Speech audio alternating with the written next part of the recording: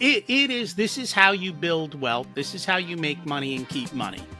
And that is the bottom line. So most business owners, here's the honest to God truth.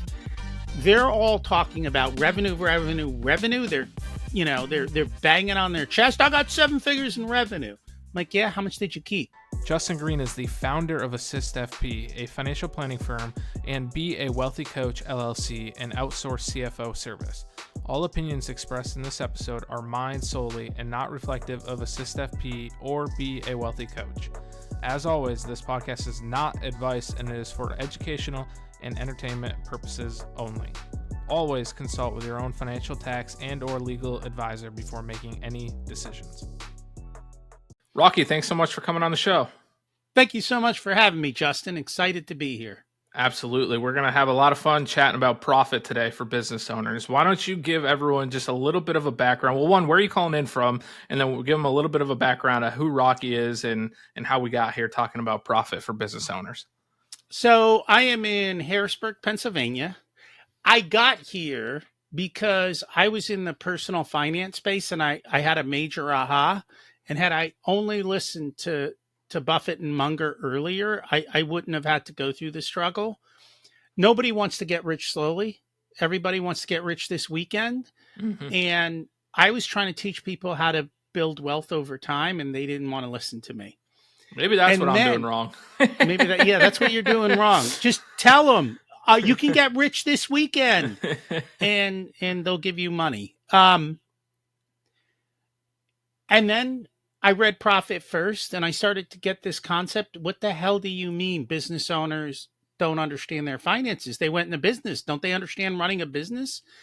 And the major thing was, no, they don't. And I'm like, oh, crap. These are people. They went into business to do what they loved, and accounting wasn't on the list. And they're just like people with bad finances. And so they need my help. The difference between the two is they're willing to pay me because they can see a return. Mm-hmm. And they've got to make payroll and they've got to do all the things they need to do. And they've been told the sucker's lie of you got to spend money to make money. So, I'm like, hey, you got to spend money to make money. One of my best Instagram posts is it's coaches. You're not investing your money, you're overspending, because that is the number one marketing lie is you have to invest in coaches, you have to spend money, etc. So here is the difference between investing and spending. Well, they use it the same way. That's I know that. But if you're going to invest, what is the return on your investment? Exactly. When will you get your money back? And what is the chances of you getting your money back? Right? Every day on LinkedIn, I get a message. What would you do with 50 more calls every day and prospects? And I'm like, if I had to deal with 50 prospects a day, I couldn't deliver a damn thing to any of my clients, and I wouldn't have enough time to process them, and my head would explode. I don't want 50. And can I ask you a question? Why are you emailing me, telling me, why do I need 50 prospects? You should already have a system that works. You shouldn't be bugging me. I'm going off topic here, but you know what I just heard recently is that there's now they're pretending to be a lead. So let's say you're a online health and fitness coach. I'm a business coach. I sign up for like your intro call, pretending to be a lead. I fill out the whole questionnaire and then pull like a bait and switch on the call. I was on a post yesterday. They were talking about that, and a lot of people were chiming in like, yeah, this has happened to me. This has happened to me. And I'm like, that's got to be the worst way to try and get clients. Who would sign up for you if you did that? So number one, look at the email it's coming from. Like, are they smart enough not to use their work email or whatever their whatever email? That's the most bizarre one I've heard so far, and I've seen some crazy stuff. But I digress. I don't want to go down that rabbit hole. You made me think of that. So, all right, so you help business owners implement Profit First in their businesses. What was it about Profit First that resonated with you, and why do you feel like it's so helpful for business owners? So when I sat down and I made the decision finally to switch from what I was doing and do a 180 and go into this space, What I exactly look were you doing? I want to make sure I'm understanding that correctly. Were you advising? no, I was selling drugs legally. Pharmacy? Pharmaceuticals? I was in medical sales. So I Okay, was doing gotcha. all kinds of different I I was in medical sales cuz they paid me well, Sure. but I didn't love what I did. Okay, So it gotcha. was a mismatch. And then and it goes to the profit first story. So I looked at different programs I could partner with. Hmm. Some of them were way too technical, way too big for what I just wanted to be a solopreneur.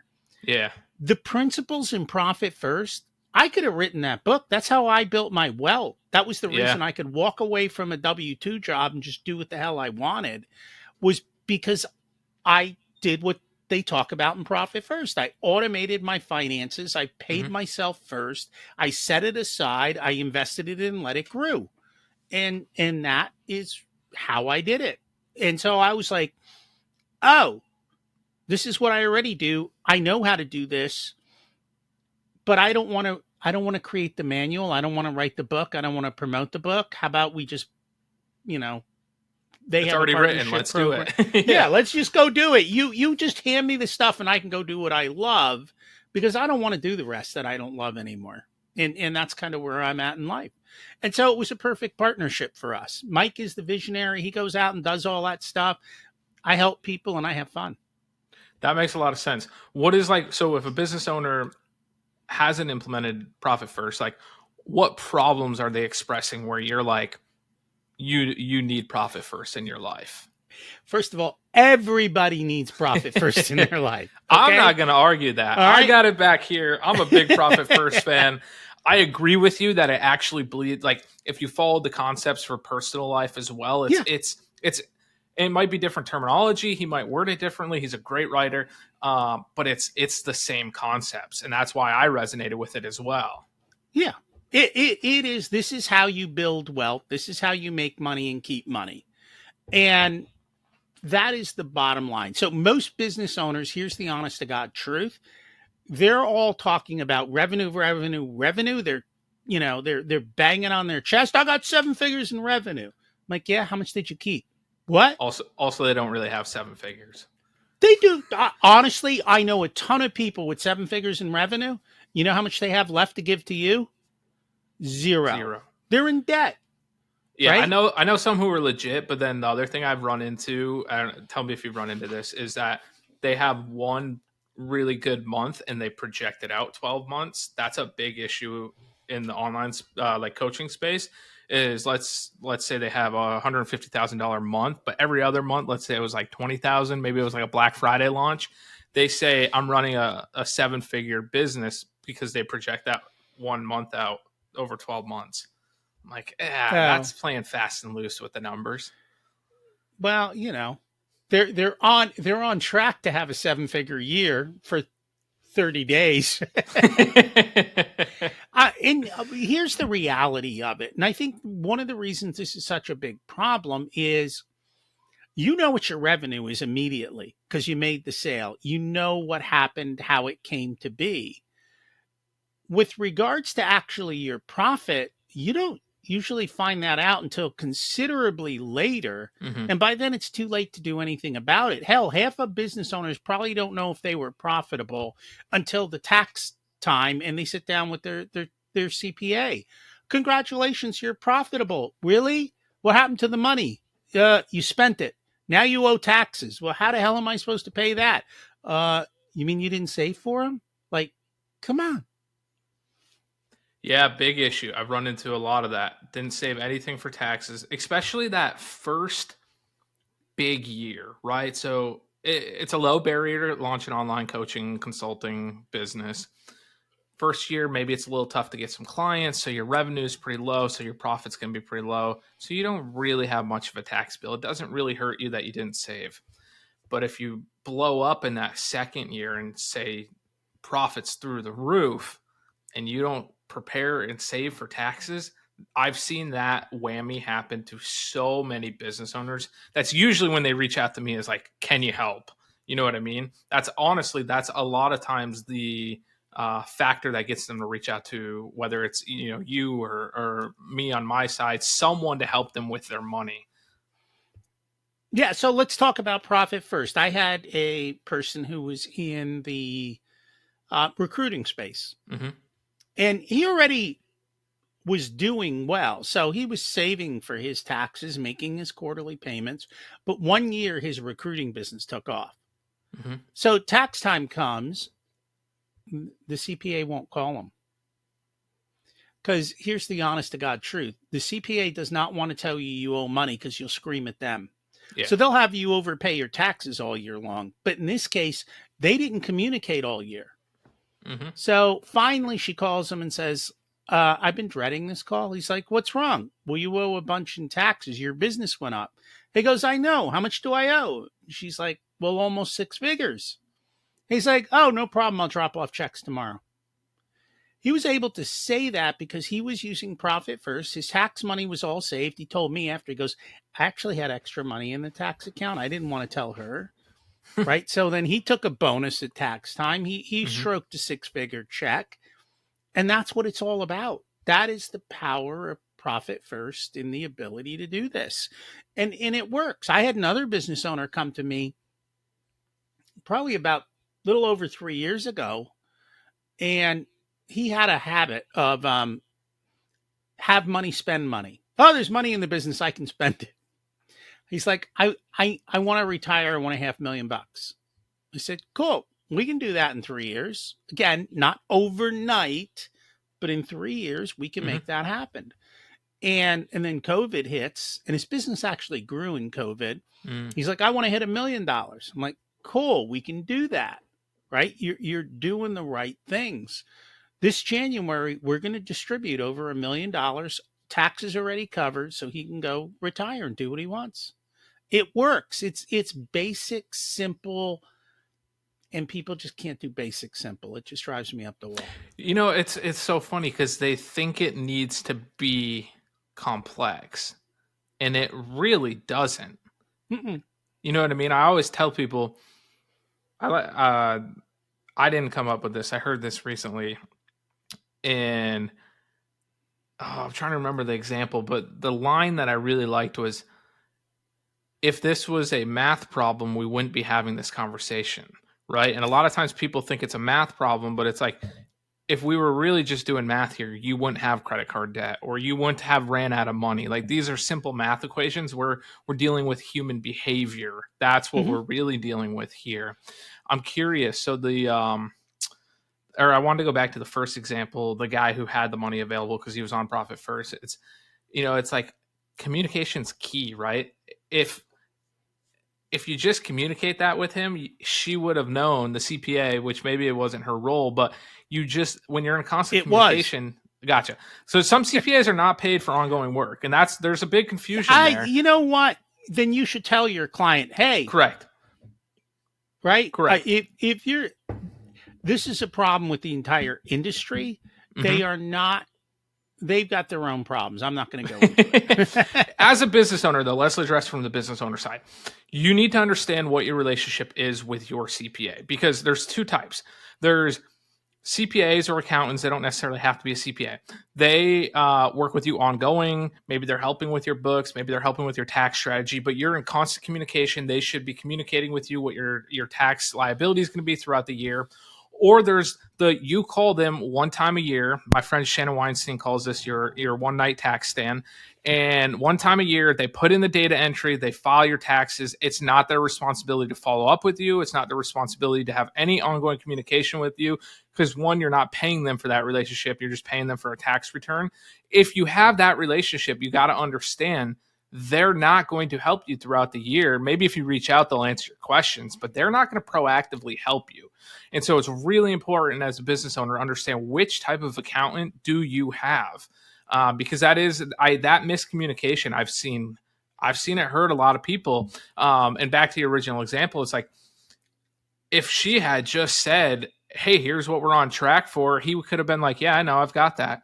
And then there's no dreading, there's no stress, there's no anxiety, there's no problems at all. In fact, maybe he would have withdrawn some of the extra money earlier and planned, better moving forward. But it's really comes down to communication. So are you in when you're working with a client on Profit First, is it kind of like, are you setting them up and then they go off and do it on their own, or are you kind of helping them each month or quarterly, or how does that usually work?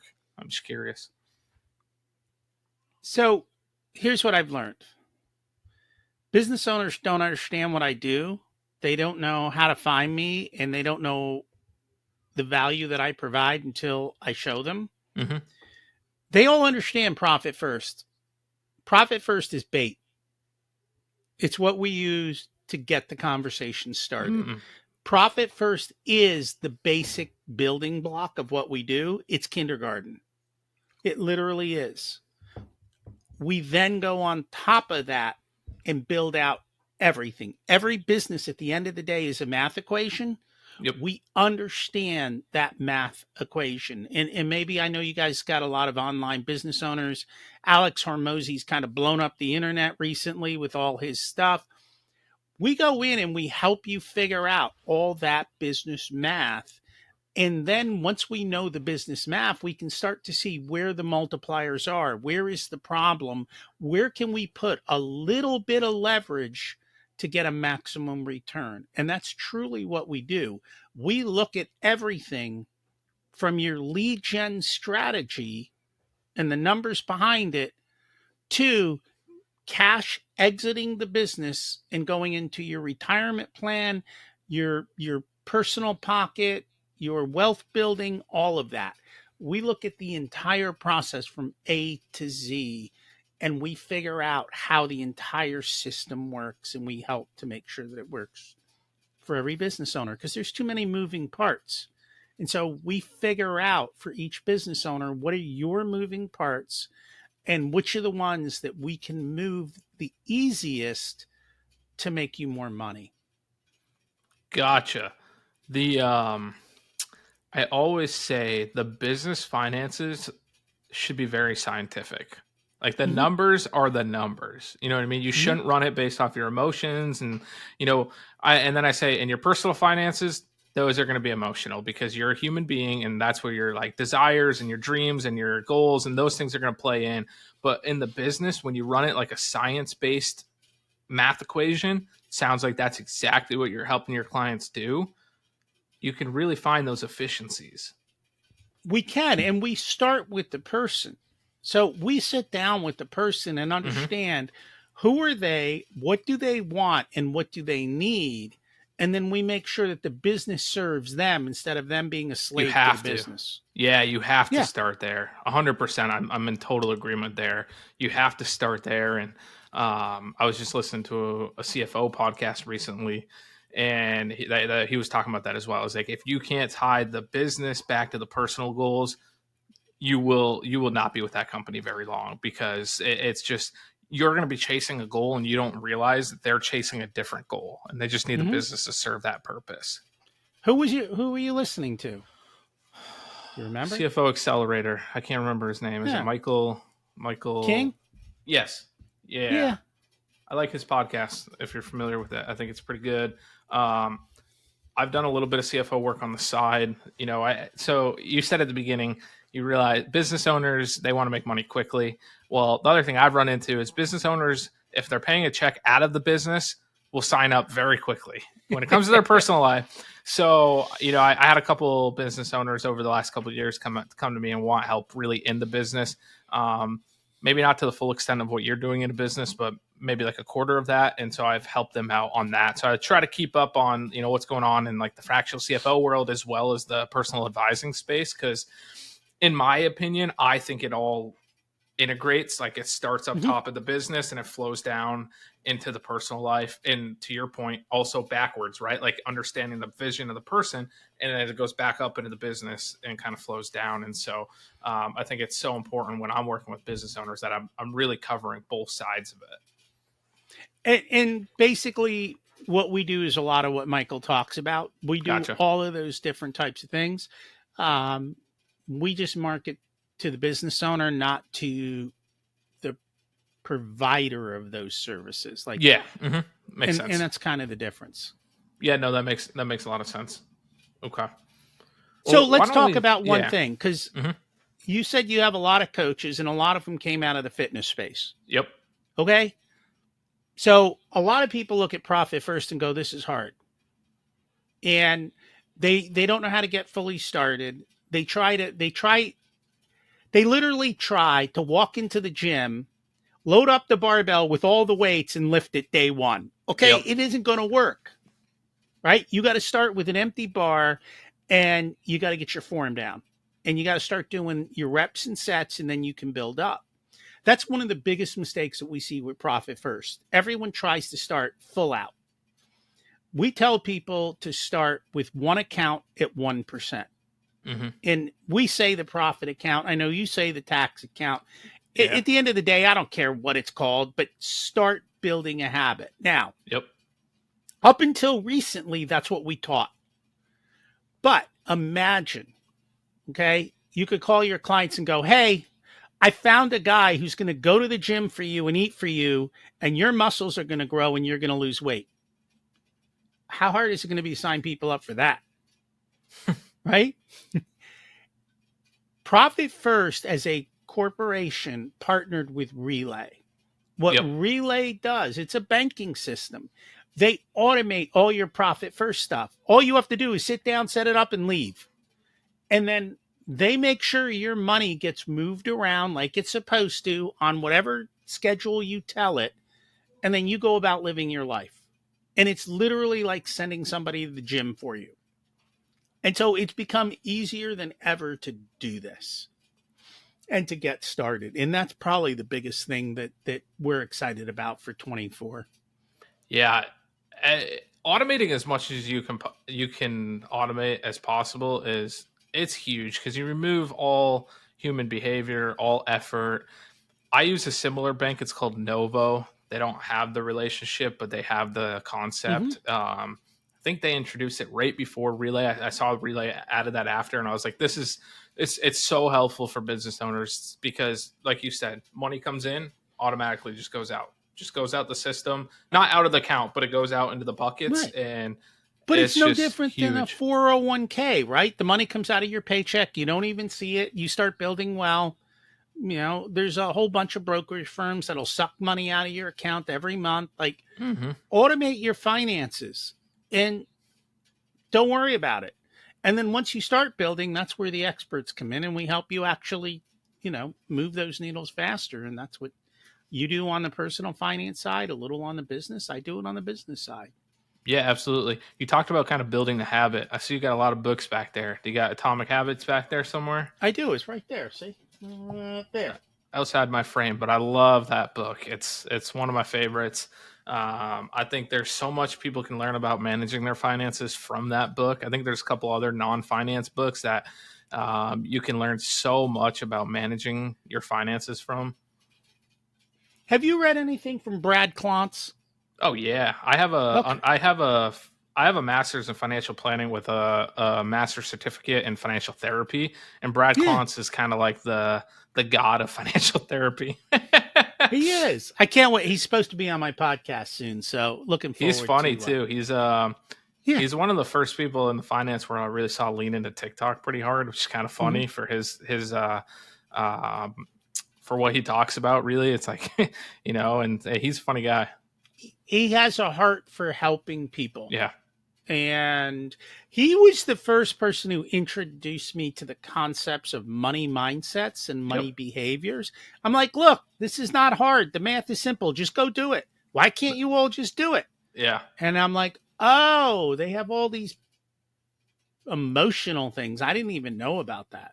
Yeah, so I definitely focus a lot on the human behavior on the personal side. They call them money scripts. I think him and his father. Mhm. His father is actually really big into the financial therapy, psychology field as well. And yeah, they call them money scripts. And it's really interesting when you're diving in with clients to learn their backgrounds and learn their stories. And what's really crazy is like you and I could have the same exact type of background, but Mhm. it causes two different results. Like for example, we could both come from very low income families, and like it could lead me to be like a money hungry, like chasing, like flashy Instagram coach, and it could lead you to be like the millionaire next door. I did you a favor by giving you that one and not the money hungry Instagram one, but it's so funny how, because like some people, they try and go one step deep on that and just like, oh, they didn't come from money, so they're going to be X. And it's like, no, they didn't come from money. They could still be X. They could be Y. They could be Z. Like you got to keep going. There's more to the story. His work's really good. It is. And you are absolutely correct.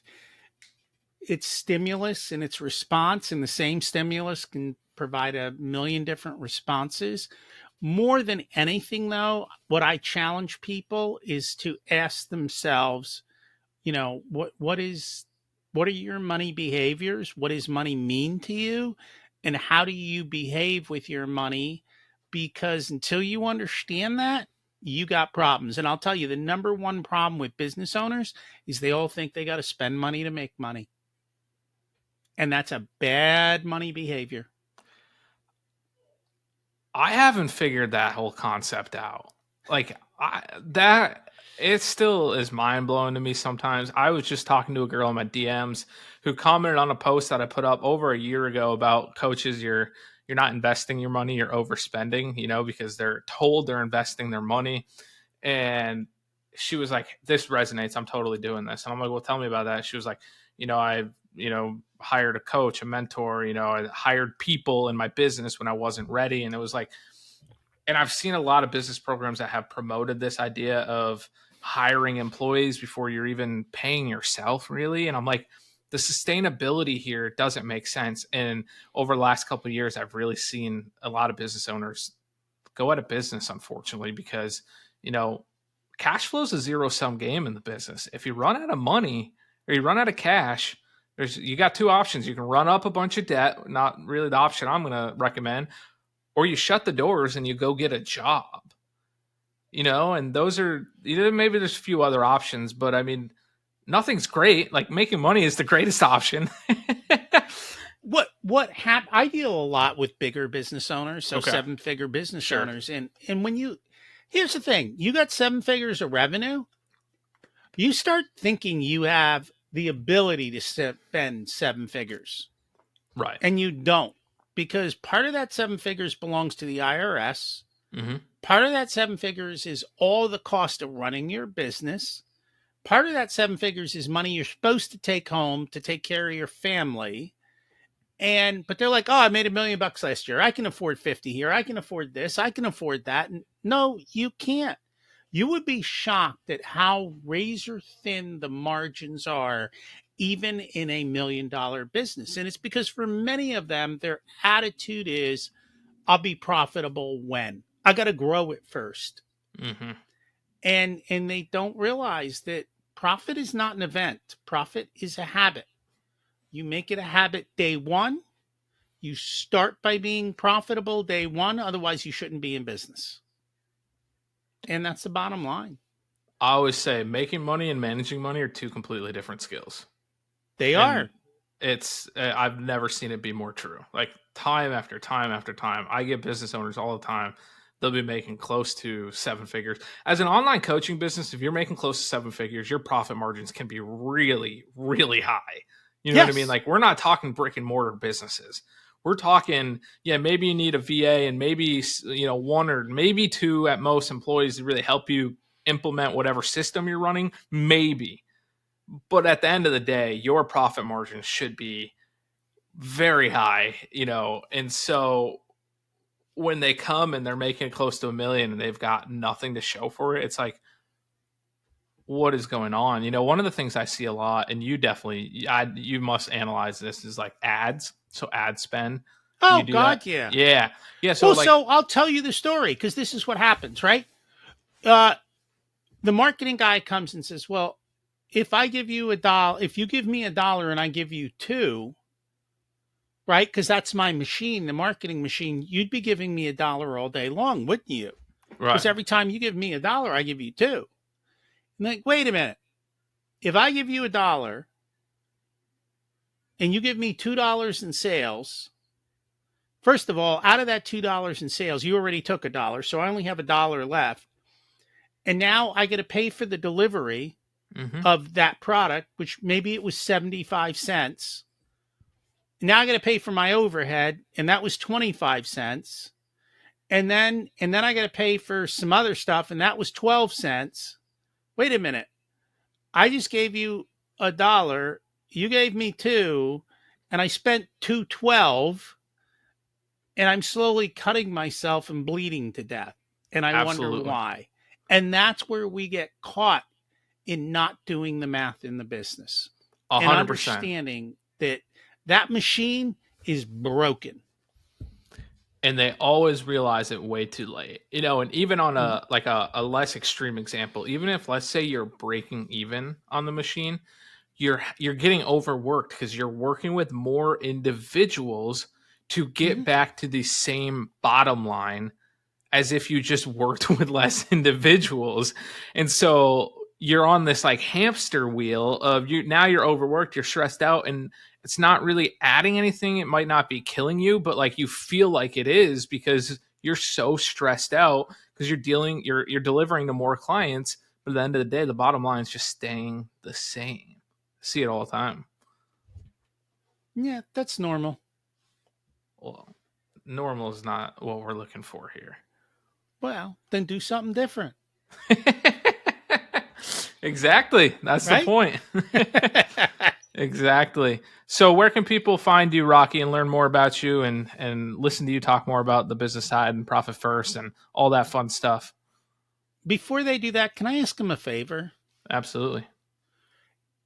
If Justin's bringing you value, did you hit the like button? Did you share this? Did you say thank you in that wonderful way? Give him a little love, all right? The world of podcasting is kind of lonely, you know? We all need a Absolutely. hug once in a while, so please do that. Thank After you. you're Thank you. done doing that, come catch me. I have a podcast called Profit Answer Man. All we do is talk about all of this. We bring you success stories, people who've implemented profit first. I bring on all my competitors who do what I do to help business owners. We learn their secrets too. We'll show you how you can do this yourself. And, at some point, if you want help, we're around. But if you want to do it yourself, do it yourself. I'm cool with that. So check out the podcast. We teach it all and we give it all away. I love that. All right, we're going to wrap up with two final questions.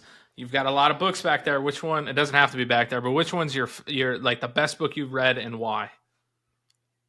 The Road Less Stupid. Advice from the chairman of the board. It's Keith Cunningham. Okay. I'm not familiar And with that one. most people aren't. In that book are probably 700 plus questions to ask yourself about how to run your business better so that you don't mess up. It's a lot easier to learn from other people's mistakes than from your own. Take the road less stupid. Don't be the one who Interesting. makes it yourself. Absolutely. And then I always don't like to do it, but I always tend to learn things the hard way, so I should probably read that. um, and then this is an Intentional Profits podcast. So what does it mean for you to build an intentional business? So the business serves me. I work as little as possible and I make as much as possible. And I have the time freedom to go do whatever I please. Love it. Love to hear it. Thanks so much for coming on, Rocky. I appreciate it. Thank you so much for having me. Justin Green is the founder of Assist FP, a financial planning firm, and Be a Wealthy Coach LLC, an outsourced CFO service. All opinions expressed in this episode are mine solely and not reflective of Assist FP or Be a Wealthy Coach. As always, this podcast is not advice and it is for educational and entertainment purposes only. Always consult with your own financial, tax, and/or legal advisor before making any decisions.